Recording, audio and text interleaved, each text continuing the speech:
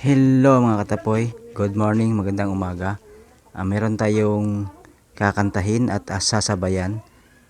Kanta ng asin, no? Lumang kanta ng asin pero maganda pa rin pakinggan kahit ngayon.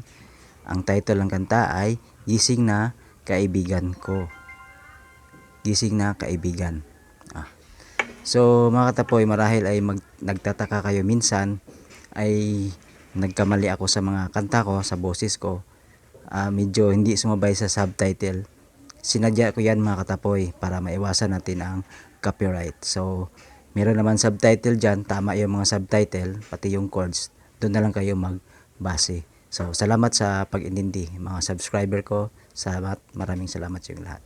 So umpisa na tayo, kunin yung gitara nyo at sabayan nyo ako sa kantang to. Maganda to at easy chords lang mga katapoy. Okay. So dahan-dahan lang tayo mga katapoy, no. Hindi natin kokopyahin yung original na boses at yung pagigitara para iwas, alam niyo na. Maggamit tayo ng kapo mga katapoy, no, sa first fret ng ating gitara para maganda yung tunog at magkalintulad sa original. So start na tayo. Intro. Two times tayo, two times. Verse. Nakita mo na ba mga bagay na dapat mong makita? Nagawa mo na ba mga bagay na dapat mong ginawa? Kalaga ng tali sa paa, imulat na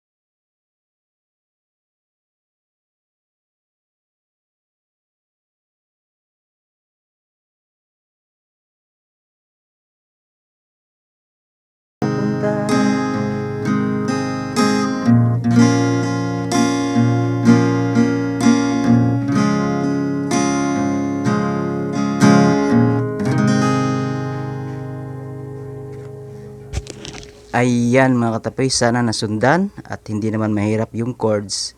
So wag na lang kayo magbase sa aking boses, no. Subtitle, chords andun sa ibaba, at salamat sa mga subscriber ko. Bye bye.